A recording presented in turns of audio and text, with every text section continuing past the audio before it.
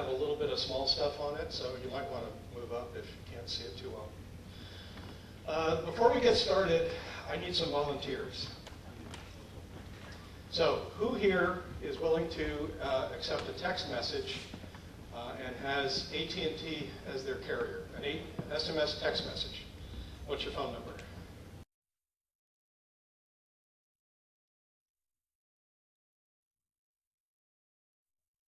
Sprint? Anybody Sprint? Bill?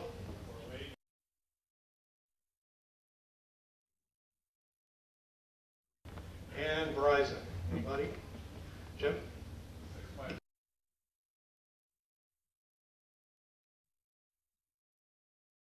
Great. How about somebody with a smartphone or tablet that can pick up their email here on AT&T?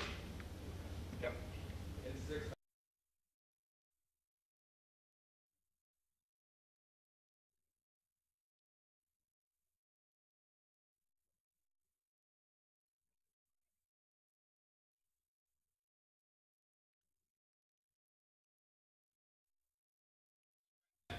Email somebody on Sprint. Nobody has Sprint email. Really? Okay, Verizon? Scott?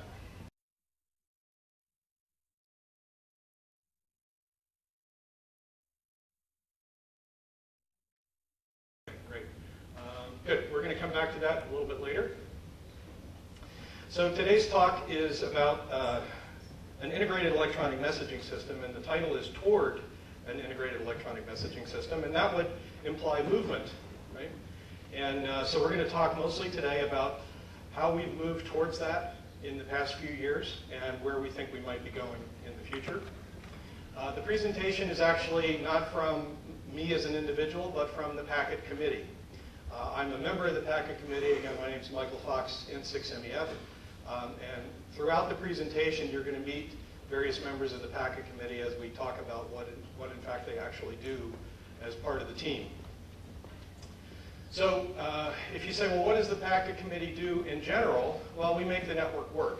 Okay, that's the overall objective. But specifically, here's what our mission statement is, and that is to provide Santa Clara County emergency communications responders, that's you guys, with reliable, efficient, and effective digital messaging environment that meets the needs of our served agencies. Served agencies being cities, served organizations, county organizations, etc.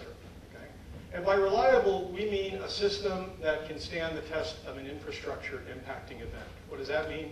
Loss of power, loss of telephones, any kind of thing like that. It could be a natural disaster. It could be a criminal thing like we had in 2009 when the cables were cut to the southern part of the county.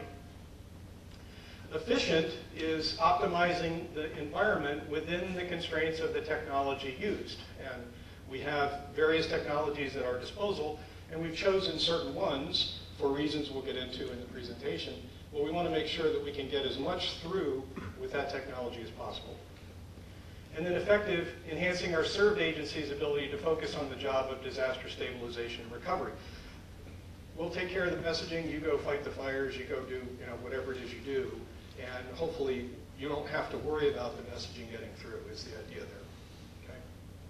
So if you think through, well, okay, so let's get more specific. What exactly do we have to do?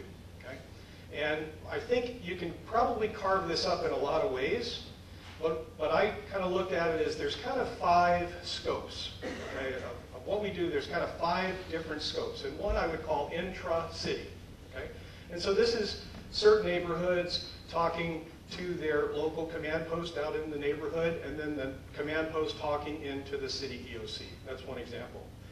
Shelters within a city talking to the shelter, talking to the city EOC if they need resources, things like that. School districts, perhaps, talking to the city EOC, okay? And if you look at the messages that these people send, what does that look like? Well, first of all, there's a lot of forms.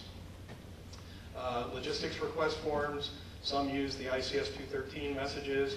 Damage assessment is really big at the city level.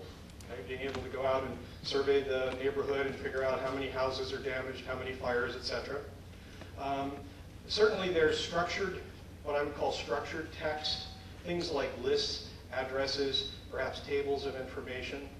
And then there's generally unstructured text, just, you know, hey, we're here, we're active now on such and such frequency, there's so many people here, things like that. So, you know, sentences and paragraphs, okay? By the way, if you're taking notes, this is all going to be posted online, so, you know, keep that in mind so you don't have to write it all down. Okay, so that's intra-city. Then there's something I would call intra-agency. Okay, so this is not a city, it's something like perhaps the Red Cross or the hospitals, okay, are a couple of good examples, or school districts. Okay, so these are all the schools talking to their district office, and they have a protocol for doing that.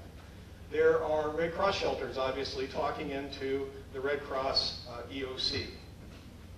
Water infrastructure sites, right? They may post people, want people to go out and survey flood areas or watch a particular dam or something like that, and talking back to the water district.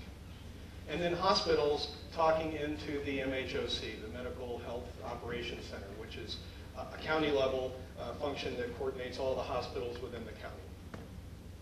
And if you look at the message types they have, they're pretty much the same. There's forms, there's structured text, and unstructured text. Now, in the case of hospitals, the forms are kind of forms on steroids. They have, you know, over 40 fields, some of them, so they're quite extensive. But generally, you know, there's this same three types of messaging going on. Then there's what I would call intra-county. Okay, so these are city EOCs talking to the county EOC, and obviously vice versa. The agencies that we talked about, so the Red Cross or the hospitals talking to the county EOC. And in fact, the county may deploy some remote command post someplace, and that may need to talk back into the county EOC. Okay? And once again, the message types are generally the same. Lots of ICS 213 and logistics requests, not so much you know, neighborhood level damage assessments going into the county, of course. And then there's one level up in the ICS structure would be regional. So when the county needs help, where do they go? They go to the regional EOC or REOC. And in fact, they may also coordinate directly with some of the surrounding counties. Okay? Whether that's specifically part of ICS or it's just, you know, it's the way things get done, it's going to happen. Okay? And once again, the message types are, again, pretty much the same. Form, structured text, and unstructured text. And then lastly, something that we haven't done a whole lot of, I think, in a lot of our drills, and that's what I would classify as third party. Okay? And there's a couple of examples here, there are many more. One would be health and welfare traffic. So if you've got firemen who are away from home for days fighting a fire, or perhaps hospital workers, or doctors, or you know, anybody really in some type of DSW capacity may want to get a message back to their families, or their family may want to get a message to them. Okay? Likewise, if we need resources that are outside of what the county or the cities own, they have to go to third-party vendors, dump trucks, sandbags, water, food, whatever. Okay? So talking to those vendors becomes pretty important. And so we end up with kind of unstructured text, because these people aren't going to have all our forms, right?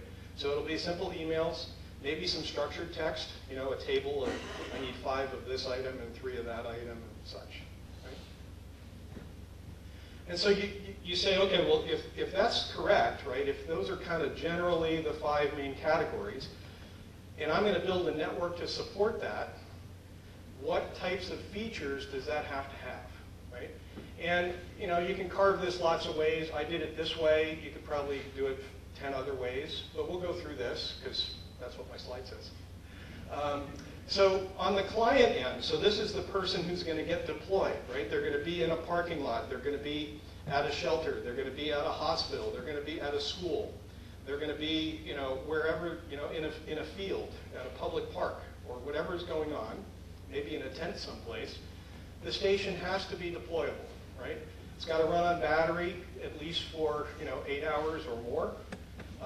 Generator would be nice, but if you don't have that, you got to be able to run on battery for a while. You can't have to lug around big giant antennas and that type of thing. It's got to be highly portable. The software, if you're using software, and certainly that helps, has to be easy to install and easy to use. The software has to support multiple message types, right? We already talked about, we've got just plain text. I can do that on an SMS text message phone, but I can't send structured text with that. I can't send forms with that, right? So we need something that supports all of the message types we mentioned already. The system itself, the client also has to automate a bunch of our tasks for us, right? It's probably not going to be the case that for every shelter and for every neighborhood command post, you're going to be able to send a hand to do voice communications and another one to do data communications and another one to talk to somebody else. You're going to be lucky if you get one, right? And especially if we have to operate over multiple operational periods. So we need to automate as many things as we can, especially since we got the computer there. Let it do what it does best, okay? The system, whatever we're connecting to, has to have multiple sites, right? We can't be dependent on one single point of failure. And all of those sites need to have UPS and generator power, right? We need to be able to withstand, not just a few hours or a few days, but weeks of outage, potentially. The capacity of the network also has to accommodate the types of messaging we talked about. So think about all of the agencies that might be involved, all the types of messages we talked about, and how many of those per hour do you think we might get? The network has to support that. When I connect to that system, I need to be able to connect anywhere in the county, right? I could be when we had the cable cut in 2009, they deployed people to parking lots in the South County, places where the public would be able to find you easily in case they needed to contact anyone, okay? You have to set up in a parking lot. Maybe you have to set up at a hospital, inside, maybe outside. Right? Maybe you have to set up right here, okay? Because maybe this is a good gathering point, right? So I need to be able to connect from anywhere and then connect to anywhere, right? If I'm at one shelter in Gilroy and I need to talk to a sister shelter in Palo Alto, I need to be able to do that. Let's see, anywhere to anywhere. I need to be able to connect to more than one system, right? It's not enough then that we have two systems instead of one, but every place I go, I need to be able to connect to more than one, because if that's the one that dies, I'm in trouble, right? It doesn't matter that a second one exists if I can't reach it, right? So I have to be able to connect to more than one. I need to be able to communicate, obviously, with other ham stations in our county. That's of course, important. And I should not have to rely on the internet to do that. I should be able to talk to other stations in our region, perhaps counties to the north of us, to the south of us. And again, I shouldn't have to rely on the internet to do that. And I should be able to communicate with third parties, right? Like we talked about. And that's going to involve, I'm staying in the exact right spot. That's going to involve SMS, email, things like that. And those are internet technologies. That's what the third parties have. Okay? So that's our requirements. Now, where were we in 2009? Well, not so good. We had working system. We had packet stations, right? It's not brand new technology. Each city had its own, generally a little TNC. The county had its own. There was one. Single point of failure. It was on very old hardware, unsupported software. We had three RF channels, tremendously overloaded. How overloaded? We would run a 2-hour drill every quarter, and the packet station would still be running for an hour after the drill was done. 2-hour drill, 1-hour backlog. Crazy. And, reasonable coverage, but certainly not everywhere in the county. Okay? There was no automation to speak of, and the client software was actually pretty good for what was available at the time, but we knew it could do better. And there was certainly no integration, right? We could talk to other packet stations, and that was it. So if you look at, how did we stack up against those requirements? We did a few of them, right? The station was relatively easy to deploy, right? Ran on batteries, HT, laptop, etc. It supported multiple message types because we had pack forms back then. And everything that we had, the one station, was on UPS and generator, and we could talk within our county. But none of the other requirements were met. So in 2009, the Packet Committee was working on some ideas about, what are we going to do about this? And they looked at a variety of different messaging technologies. One of them was, hey, let's just talk about the internet, right? Believe it or not, there are people that tell me, probably a couple times a month, you shouldn't have to worry about this. The internet never goes down, right? Well, they say, you know what, every year it gets better and better, right? Somebody cut the cable in South County, that's been fixed now, there's an alternate path. That's true, right? So does the entire worldwide internet go down? No, okay? But parts of it certainly go down. Anybody on Google Mail? Yeah, yesterday. Right? At least an hour Google Mail is out. This is January, right? So have we had any major infrastructure impacting event this January, like a gigantic fire that took out anything? No? No? Hello? Not giant. No. Not this month. Oh, not this one. Not this month. Tsunami? I don't know, what else? Mudslide? No? My internet was down for 4 hours and 50-something minutes earlier this month. And there was no natural disaster, no terrorist attack, no criminal activity, just a screwed up internet provider, I guess. Okay. Most of our public service events don't run 4 hours and 50 minutes. So, if we built a system dependent on the internet, that wouldn't work so well. So it's, local outages occur, and we obviously have to be able to work without the internet. Well, some people say, well, gee, let's build essentially a private internet, right? Let's use some Wi-Fi equipment. It's cheap now. We can build out a public internet or a private internet just for ourselves. Okay, well, okay, interesting idea, but that band is really crowded, which means the noise floor is very high, which means you have to have a really strong signal to get through. And because we're in the gigahertz range there, it's very line of sight limited. Even tree leaves get in the way, right? So ubiquitous deployment is not really possible without spending a whole bunch of money. Anybody live in Mountain View? So Google wired up Mountain View, right? The whole city. And if you talk to most people in Mountain View, they'll tell you it almost never works right? They're always having problems. And here's a company with the resources of Google, right? And that's one city. Okay? Milpitas, people from Milpitas here. So Earthlink wired up Milpitas. Earthlink went out of business. Okay? So it takes a tremendous amount of resources to do that, and that's just for a city. Forget about a county, and we certainly don't have those resources. So it is good for point-to-point, though. Right? We can put up dishes and get from here to there, and we can set up hotspots. But the issue is, unless you are prepared to spend and deploy more equipment and more resources than is already there with commercial providers, your network's not going to be as good as the commercial providers. So what is it you're doing? Right? What value are you actually adding? Okay, so that was going to be problematic. HF, right? We can use HF, FL Digi, and other things like that. HF's pretty slow in the 100 bits per second range. You need big antennas. That kind of gets to the portability issue. The HF bands are kind of noisy, and propagation varies, right, with skip zones and stuff. So it's pretty tough, especially when you're just talking within the county, to do that very well. And then there's kind of something in between, which is VHF, UHF, and packet technology.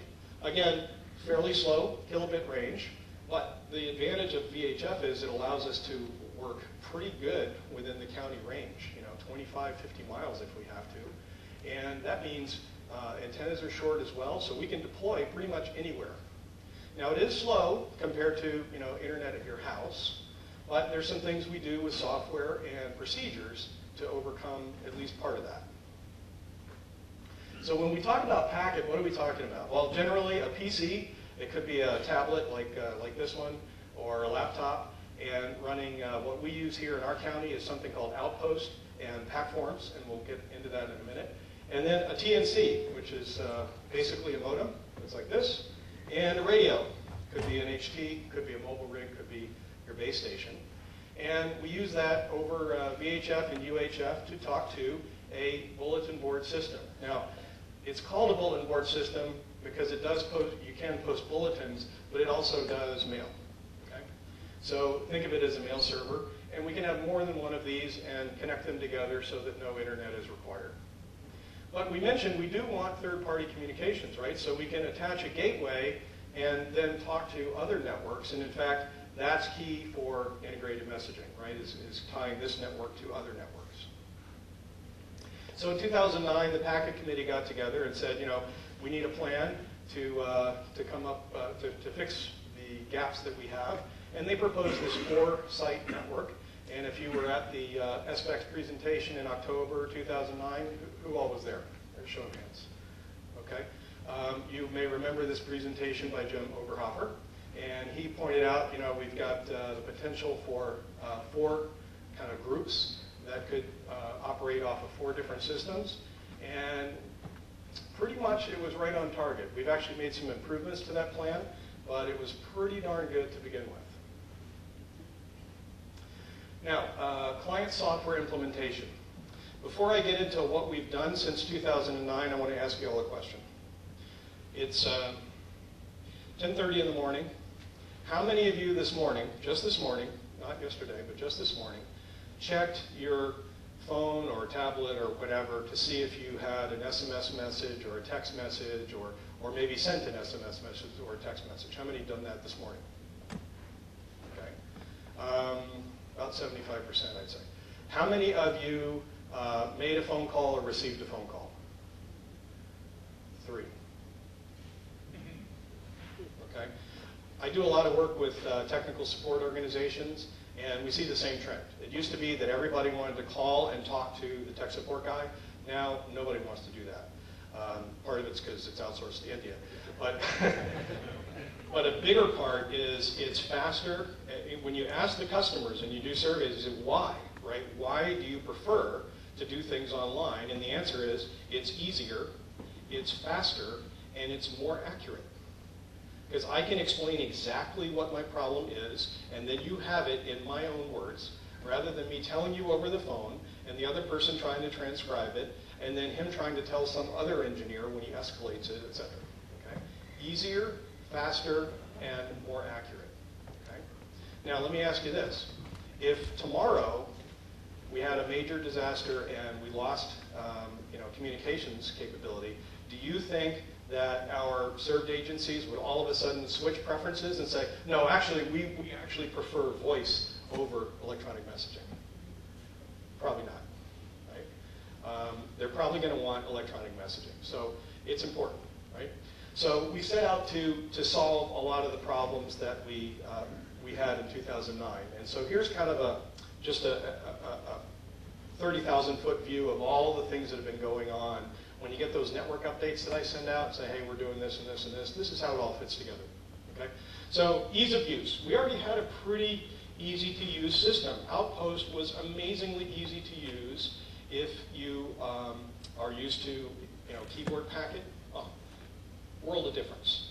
Jim Oberhofer is the author of Outpost. He lives in Cupertino. He's actually traveling this weekend, so he wasn't able to be here. Just got a message, and he says, hope you guys are good. Wishes he could be here. But it's amazingly simple. If you can send email, you can use Outpost. Right? It's got an inbox, an outbox, an archive box, and a delete box, and a draft box. Very simple. You send your message, you create your message, and you click send. Okay? Phil, where's Phil? Phil, stand up, take some applause. Phil wrote pack forms. Okay? So what is pack forms? Pack forms are essentially web pages. Everybody here knows how to fill out a web page. If you can fill out a web page, you can fill out pack forms. Okay? So he takes all of the county forms and turns them into a web page. You fill it out and you press submit, and it puts it into Outpost and sends it.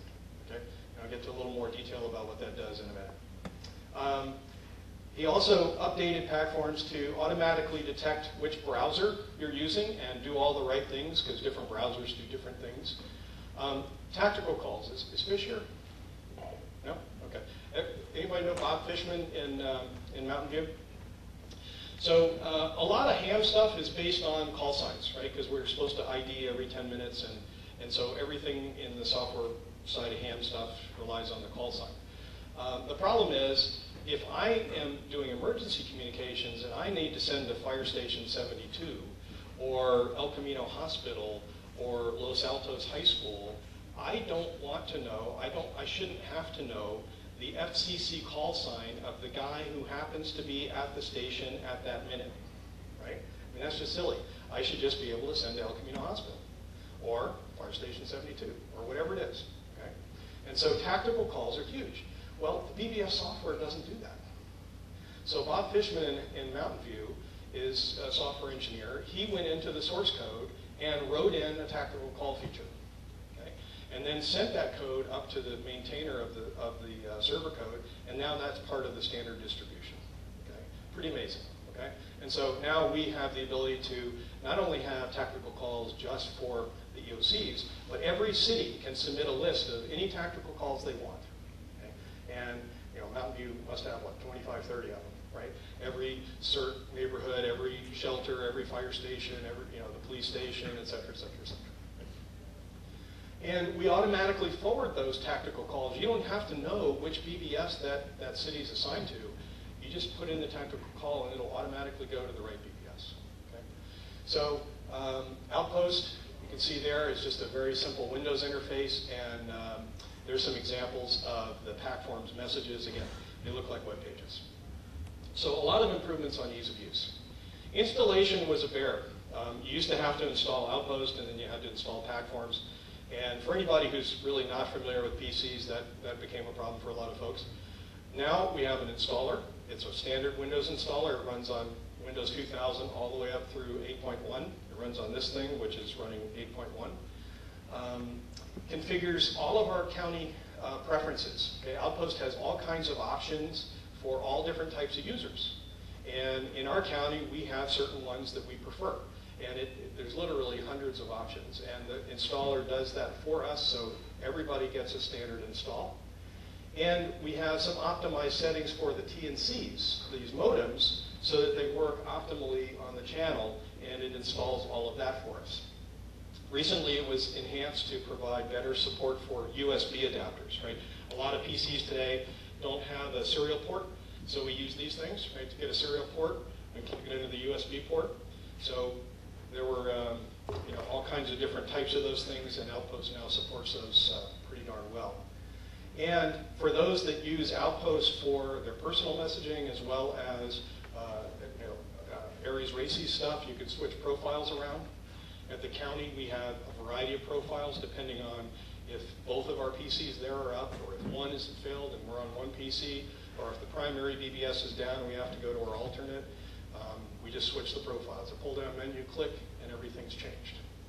Pretty amazing.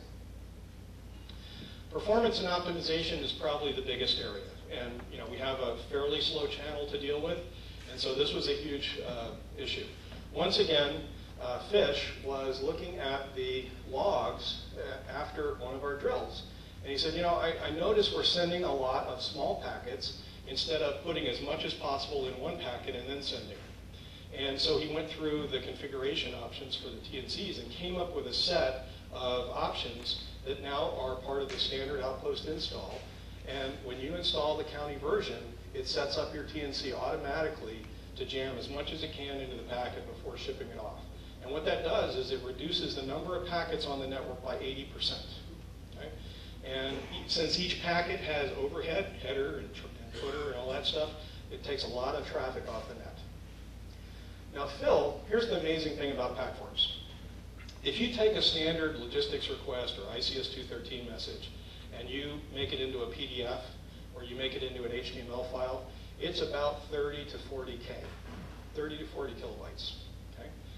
When you send a PACForm, it's 1 kilobyte. Okay? 97% reduction in the size of the stuff being sent. Amazing. And then Phil looked at it some more and said, you know what, there's some more I can do, and he reduced it another 30%. A couple of years ago he did that, right? So we've really taken a whole bunch of data and crammed it down into a small amount of data. Outpost also made some enhancements to so we don't duplicate bulletin downloads when you're connecting to different BBSs, and optimize some of the interaction when we send commands to the BBS, what commands we send and such, so that there's fewer back and forth over the radio. In addition, we'll get into the network part in a second, but we've expanded the number of frequencies we use. We used to have 3, now we have 7. I'd say 7.5. We'll get into that. And so that means there's fewer people on each frequency. So what does that all mean? In 2009, if you wanted to send an ICS 213 message, to connect and send that message took about a minute. Not bad, not bad. But if you were the only one on the channel. If the channel was busy, you know, we're having a drill or some other event, public service event or something, it took between 3.5 and 4 minutes. Because there was just all of these things up above hadn't been optimized. Okay? Now, to send that same message, very same message, it takes about 20 seconds. And when the channel is busy, it takes about 40 seconds. Because the channel is no longer as busy as it was before, and because we've made these other optimizations. Okay? So, much shorter amount of time, and that means we can get a lot more message traffic through. Automation was another thing. If you've ever been to the county EOC during one of the drills, you know that it can get pretty busy. We're jammed in a little room, and there's people looking over people's shoulders, and it gets quite busy. Automation was really critical, really for any EOC, certainly at the county. So some things were added. All the sent and received message numbers, everything you send is automatically numbered. Automatically unique numbers that aren't going to be conflicting with any of the numbers that might be on pre-printed forms out in the EOC, automatically handled. We automatically send delivery receipts. So when I send a message out and that person downloads it, his system automatically sends me a delivery receipt telling me what time he got it and what his received message number was. Okay? Pack forms automatically fills in everything that can be auto-filled. Date, time, call sign, name, message number, etc. We do the weekly check-ins, right, on Monday and Tuesday nights. Andy, where's Andy? Stand up, Andy. Take a bow. So Andy's our automation king, right? So Andy put together a script that checks everybody who sends in a weekly check-in, and checks, are they using the right version of pack forms? Did they format the subject line correctly? Did they use the right message numbering? All that kind of stuff. Why? Because when you get out there in a real event, we want you to be able to do it right. And so we want to tell you about any mistakes you're making as we go along. Now here's the big thing. At the county EOC, we had all kinds of messages coming in, right? I mean, you can imagine all the cities are sending into the county, right? So half the traffic is really the county sending and receiving back to all these cities. Andy wrote this thing called, what do you call it, Advanced Packet Logger, right? So what this thing does is it runs on one of the PCs there. It automatically contacts the BBS every 5 minutes, I think we have it set to. It automatically downloads all the messages to the county. It logs them all perfectly, right? There's no human involved in the logging to make a transcription error. It prints multiple copies, whatever we've set it to, with footers on each one, radio room copy, planning copy, etc. And automatically backs up its data to another PC without doing anything except refilling the printer. Pretty amazing stuff. Okay? Now, what does that mean? That means in 2009, we had the ability to process about 15 to 20 approximately packet messages an hour. Just because of the manual, opening the message, printing it 3 times, etc. Now we can do at least 60. We actually don't know what the high end is because we've never taxed the system. At least 60. So that's a 4-fold increase. Also, it used to take us 3 people to do that 15 to 20 messages an hour. Now it takes 1 person to do 60 or more. Pretty amazing stuff. Thank you, Andy. Integration. So we used to be able to talk just to other hams, right, with call signs. Now we can talk to other call signs. If you're looking at that strange call sign up there, if you've ever taken a class from me, you know I'm a fan of Herman Munster and the Munsters, which was a 1960s TV show, and that's the call sign of Herman on the TV show. So we can send to amateur radio call signs, of course. We can send to tactical calls. In this case, it would be the mythical city of Xanadu's EOC, X&D EOC. We can send to 3 other types of ham networks. Why? Because if we need more hams, we're going to have to contact those hams. And so they exist on, there's 3 different types of networks that kind of evolved over time for different reasons. And they have 3 different address formats and 3 different forwarding mechanisms. And we're connected to all 3 of those. We can send out to email, and we can send, obviously, to SMS text, right? And Packforms was recently updated to be 7-bit compatible, so it now goes through email as well. So Andy actually downloaded one of the Packforms HTML forms on his Android smartphone. He filled it out on the smartphone. More patience than Job, I think. So he filled out the form on his smartphone, did a submit, took the text, put it in an email, and sent it in, and then we were able to read it in Outpost. Right? It just pops up just like any other message in Outpost. Pretty amazing stuff. Okay, that's the kind of integration we're talking about, being able to get stuff back and forth. Let's talk about the network side. So in 2009, we had the one BBS. It was located down in downtown San Jose at 70 West Heading. We were on 3 frequencies, 1 on each band. Lots of congestion, I mentioned. It was old 386 hardware and actually ran on DOS. Not even like Windows 3 or something. It was DOS. It was old BBS software. It was the one BBS out there at the time that supported tactical calls. Now JNOS is the only one. But it had lots of problems and the developer wasn't supporting it anymore. So the first thing we did was we usurped the 70 centimeter frequency, and we converted the BBS to a new hardware, Linux operating system, and a BBS software called JNOS. Okay, now JNOS is really interesting because it does all the ham stuff, and it does TCP/IP. So we converted it to JNOS, and then we took that 70 centimeter frequency and made it our backbone frequency, and added a second BBS up in Mountain View, and that's W3. So we went from 3 frequencies to 4, right? And Jerry, stand up. Jerry's on the packet committee. So, Jerry, I didn't even tell you what he did yet. Jerry's the reason why we have W3.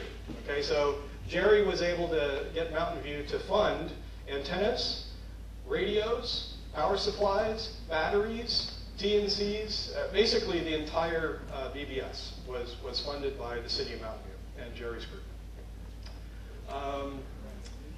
And then the next thing we did was we took the county EOC off the air. Okay, so that's the biggest I mean, if you think about it, every city is sending a message, so they're on the air, and then the county's on the air to receive that message. So they were essentially half of the traffic. Okay, so we took them off the air. How? We got a dedicated LAN from the county IT guys between the sheriff's office and 70 West Heading. But what about a disaster? Well, we still have the radio, and we practice using that, so we can still talk to that BBS if we have to. In fact, we did it in the last drill. We switch over to the radio. But in normal cases, all of this stuff, by the way, is on UPS and generator. That LAN allows us to be off the air as the county EOC. So we took a whole bunch of traffic off, and we took everybody else and divided it from 3 frequencies to 4. Then, where is Doug? Doug Kalish, stand up. All right. So JNOS, there's a few people here who've tried to put together a JNOS system. It is not easy. Like any, feature-rich thing, it's got lots of configuration options, and so it takes quite a bit to put together. There are many files, dozens of files. There are hundreds of parameters. And so Doug recognized, this is going to be a problem, right? We're not going to be able to maintain manually 4 different machines. Especially at that time, we had no internet access. So driving to each of these machines, making a change, getting home and realizing, oh, I made an error, right? So Doug wrote a program that automatically configures all the main configuration files for JNOS. Okay? It takes me literally 30 seconds to generate a config file for one of our BBSs. And that's dozens of files, hundreds of parameters, pretty amazing stuff. Okay? And then we added a 3rd BBS, W2 XSC, which is up on Crystal Peak. Howard, stand up, take it down. Those of you that don't know, Howard runs the Crystal Peak radio site up there, and he tells me I don't know if this is true, but he tells me I get a good deal. I don't know. Okay, the next thing we did was add a fourth BBS. This is up on Fraser Peak. So let's see, is anybody here from County Comms? Oh, Jim, hey. So Jim Coates, stand up, Jim. Jim's from County Comms. So we talked to the County Comms guys, and they said, well, I don't know, hams, you know, you guys put together junky stuff, right? Yeah, no, you don't know me. I buy the book. So we worked with them, and they let us use a rack position up there on Fraser Peak at one of their sites. And hopefully we've proven ourselves to be very good neighbors. So that's where that one is. And so now we have 8 frequencies, right, instead of 3. Now here's the next thing we did was connect into AmperNet. So this was one of those ham networks I talked about. And the only internet connection we had at the time was at W2XSC. So what we did was, that was a gateway to AmperNet, and the other guys forwarded over the backbone to W2XSC to get out and in. And then we did the same thing with outbound email. Now I say outbound because there's some Part 97, FCC Part 97 restrictions about who can originate traffic on an amateur radio frequency. So if we allowed any third party to send in a message and then have that go out over the amateur frequencies, my reading of the rules is that would have been illegal. So we didn't do that. But we could go outbound, so we could get health and welfare traffic out. And that allowed us to get to WinLink, which is another another amateur radio network, which is based on the internet and dependent on the internet, actually. Now we had a problem because every time we needed to test, what we did was we tested on the BBS we were about to deploy. Now all 4 BBSs were already deployed. So now we had to build a test network so that we could test everything before we roll it out. And this is why you never see, knock on wood, you never see outages, right? Unless they're scheduled, okay? Because when we roll something out, it's been tested thoroughly on multiple systems. The next thing we did was add the BBS network, and again, did that through W2XSC and forwarded everything else through the backbone. Next, we were able to secure internet connections for all 4 sites. So we could convert the one-way email into two-way email. So now, any email coming in or out goes directly to that BBS. We don't have to worry about Part 97 rules, and we can get out that way. And we did the same thing with AmperNet. We distributed that, so all of those are direct connections. And the next thing we did just this past couple of weeks ago, early January, was add RF connections to our neighbors here in the valley. So Bill Governor, stand up. So Bill is the SysOp up in San Mateo County for the N6ZX BBS up there. And that's one of our RF connections that we have. So we can get out to our surrounding counties using just RF, no internet required. Some of you know me. You know what a bastard I can be about standards and stuff. For those of you that don't know me, my background is in internet. I've been doing internet engineering since '82, so about 10 years before Al Gore invented it. And before the Build Act. Yes. Well, it was about the time of Build Act. It was when ARPANET was converting to NSFNet and back then. So all of our stuff is done to what I would call commercial standards. Everything is on UPS. Everything has a generator backup. Everything has remote monitoring. Everything is remotely controllable. We can power on and off. I can tell the fire guys are nervous because the humidity up at Crystal Peak is about 4% relative humidity. Right? I get those alarms quite often. Why do we care about humidity and static electricity? So these are just a couple of screenshots of some of the stuff we look at. We get automated alerts all the time about different things going on. So you take all the software stuff and you put it together with all of the interconnectivity stuff we did, and what do we have? Well, we've got a packet network that covers the entire county that requires no internet to be able to communicate.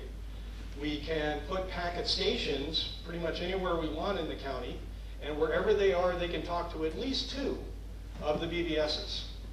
Logan, you're set up over here as a packet station. Logan has his PC. He's using just a roll-up J-pole. It's a piece of TV antenna wire, basically, twin lead. And you're talking to, how many can you reach from here? I could reach all of them. All four. Okay, using 5 watts? But 10 watts for. 10 watts. Okay.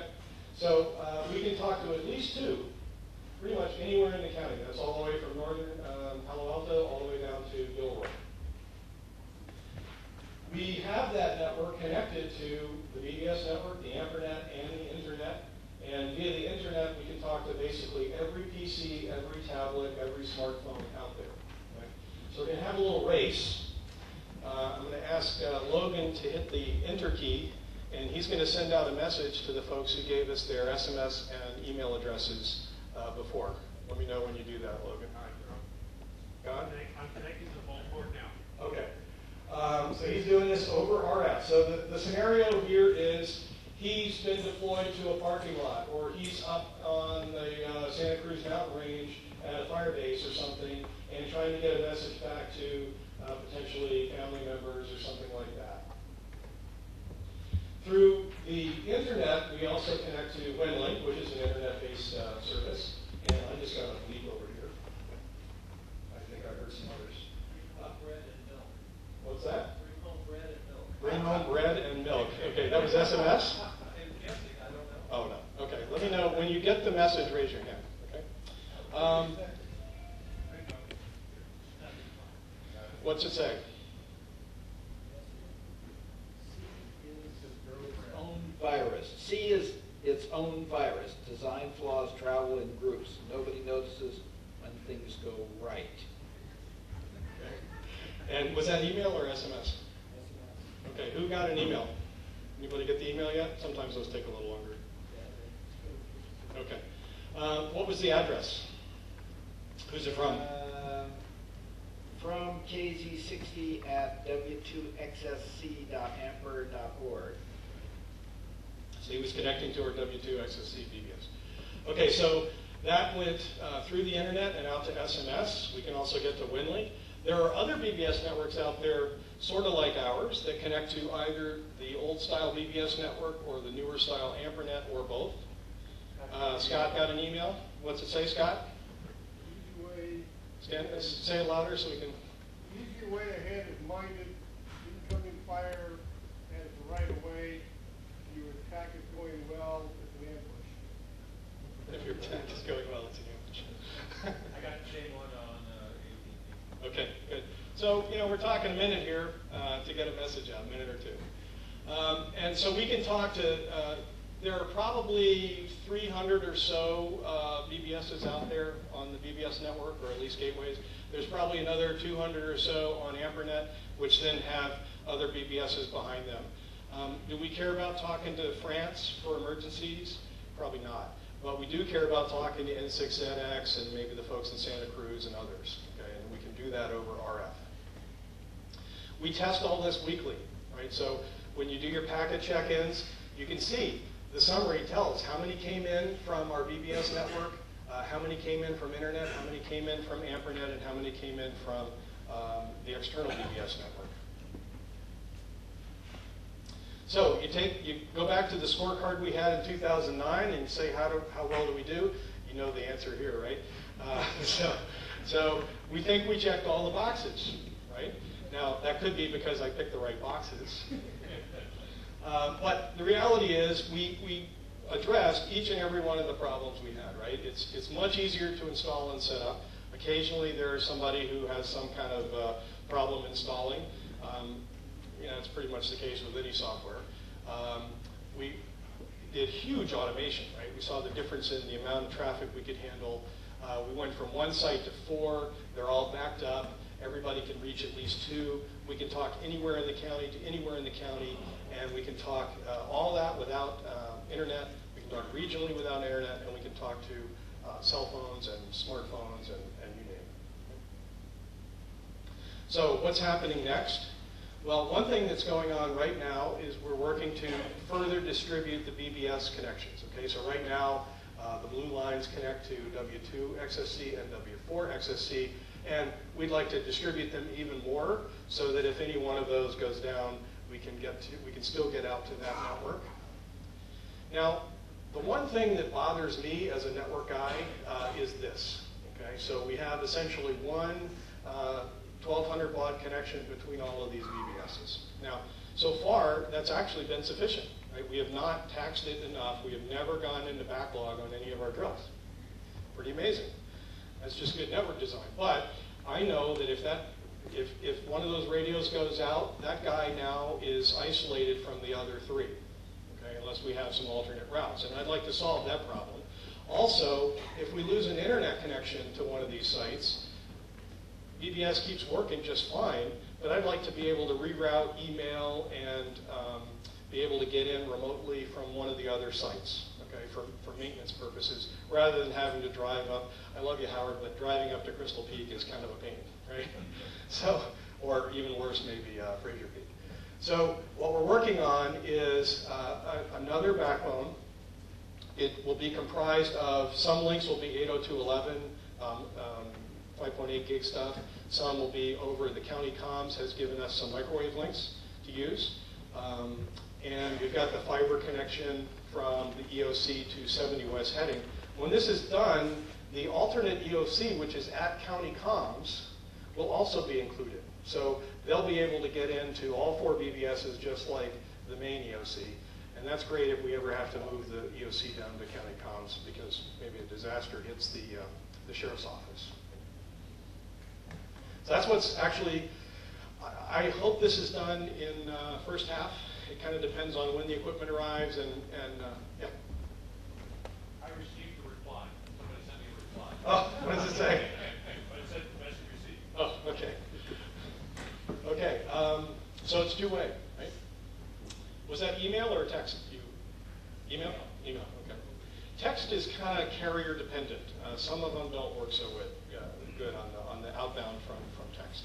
Okay, so this should be done by the end of the first half. Depends on work schedules and such.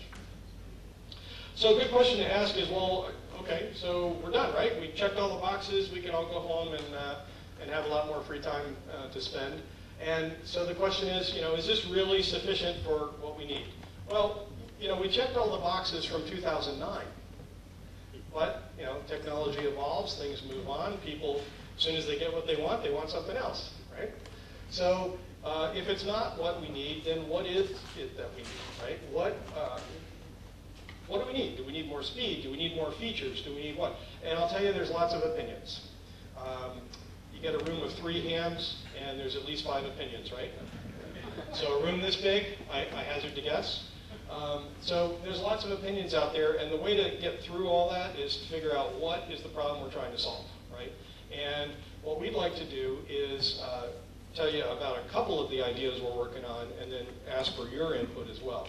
So on the idea of integrated messaging, we know we'd like to support more message types, okay? Especially SMS text, they use base 64 encoding and a bunch of weird stuff. We'd like to have Outpost support all those types of message types. We think we'd like to do attachments. So you could attach a spreadsheet or maybe a picture. There's obvious bandwidth implications there. Okay, so we got to figure out do we really need that?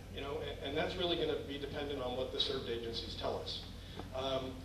Integration with Web EOC. If you talk to the hospitals, I just was at a presentation this week by Kaiser, and they were talking about we have the status board, we go into Web EOC and we post all this stuff so county knows the status of our beds and doctors. Great, but if you don't have internet, oh. So, we're back to packet. And do we need the ability for a packet message, a form generated on packet to go straight into Web EOC? I don't know, maybe. Again, that's something we have to talk with the served agencies about. Maybe that's useful. Can I get questions at the end? Maybe it's not useful. That's going to be up to our served agencies to tell us. There's some basic connectivity stuff that people have talked about. Hotspots, right? If you've got a CERT organization that's gathering at a neighborhood, maybe you could provide hotspot service for them.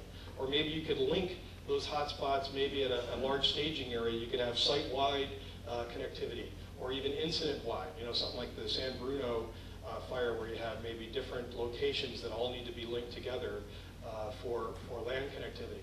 Maybe a public service event where you're taking, using an entire park, or it could be a road race or something where you want to connect all the checkpoints together with LAN connectivity. So there's this kind of general need for a flexible kind of ad hoc networking that doesn't require a lot of pre-planning, pre-addressing, routing, all that kind of stuff. You just want to be able to set it up. And so one idea is this thing called mesh networking. It's not new. It's not going to solve world hunger and all that kind of stuff. It is an option. The idea of mesh networking is it auto-discovers all of the other devices and it auto-configures itself, okay, with addressing and routing and all that stuff. If you have a smart meter on your house, it uses mesh networking. It talks to other smart meters, it talks to radios on light posts and stuff like that. The mesh networking I'm talking about uses the 802.11 technology. Why? Because you can get it on eBay for like 30 bucks. Okay? Really cheap stuff. Repurpose it. What it is, Wi-Fi. So it's limited and line of sight limited. But as hams, the 802.11 frequencies overlap the ham frequencies. So we can use Part 97 rules. So that means we can use higher gain antennas, amplifiers if need be, although they're a pain. Antennas are usually best.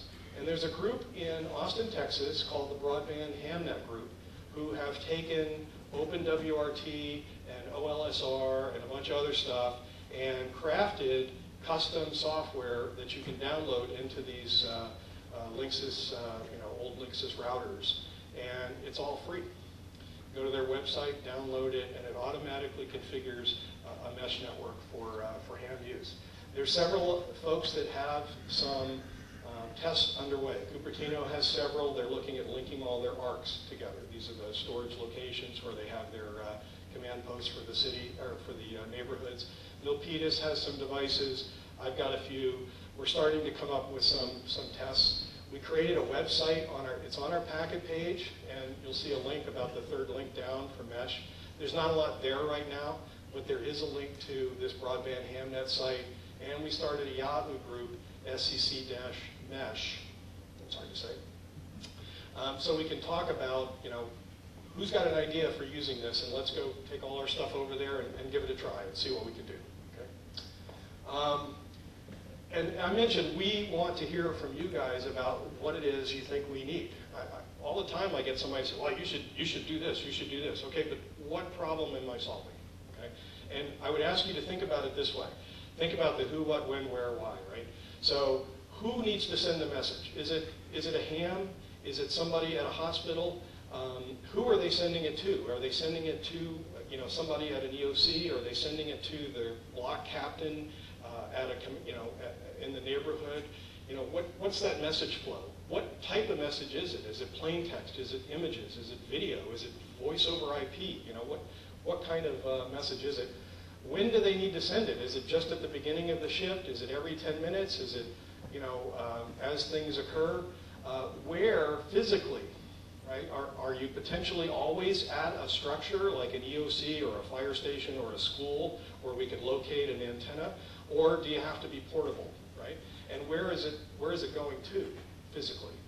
And then how do you propose it would get there, right? If you have this idea, maybe you have an idea of how to solve the problem. What's your idea, right? How would you propose to do that? And then we already have this thing called a special interest group meeting that Scott runs every third Thursday of the month that meets down at the county EOC, 7 p.m. Bring your ideas. And lots of folks, several folks from the packet committee come to that. Lots of folks, other folks come that are interested in talking about all kinds of topics come to that. So bring your ideas, let's talk about them. Lastly, if you've ever been to a class of mine or some other presentation, you know that you don't get out of the room without action items. So here they are. We talked about earlier, 75% of this room had the need to check their email or their SMS, and 2 people made a phone call, or was it 3, I guess? Okay.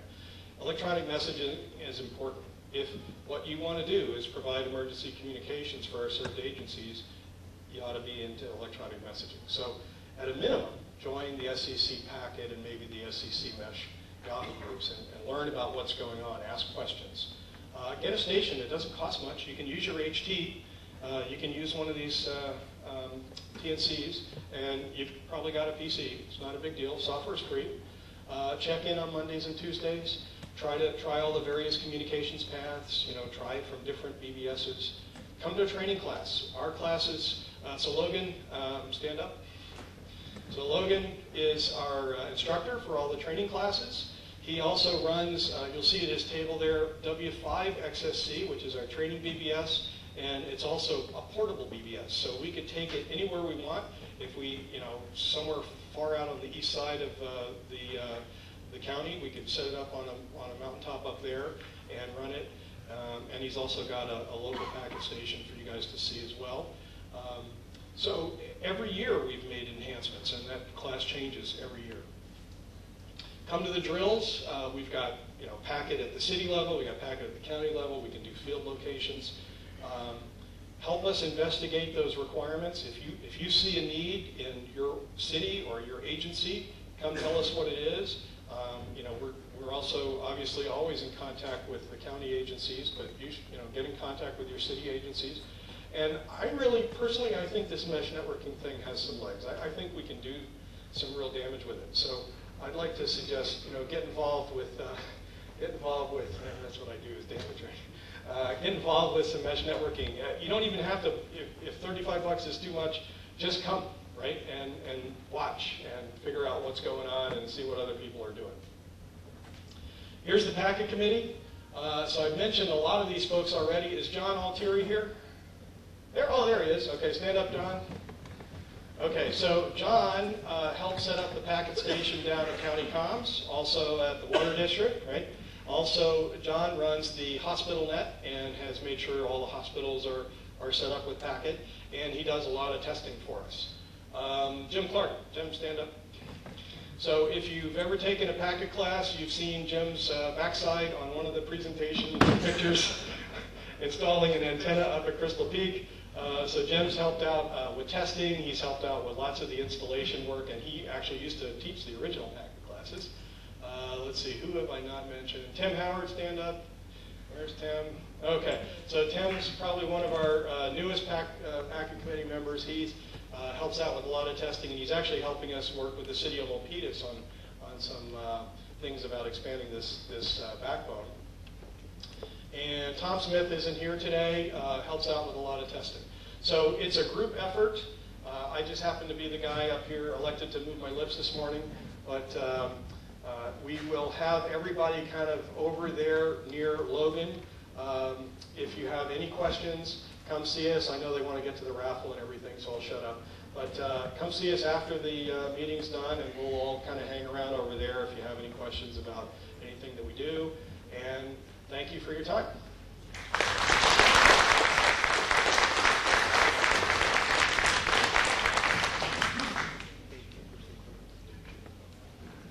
Thank you, Michael.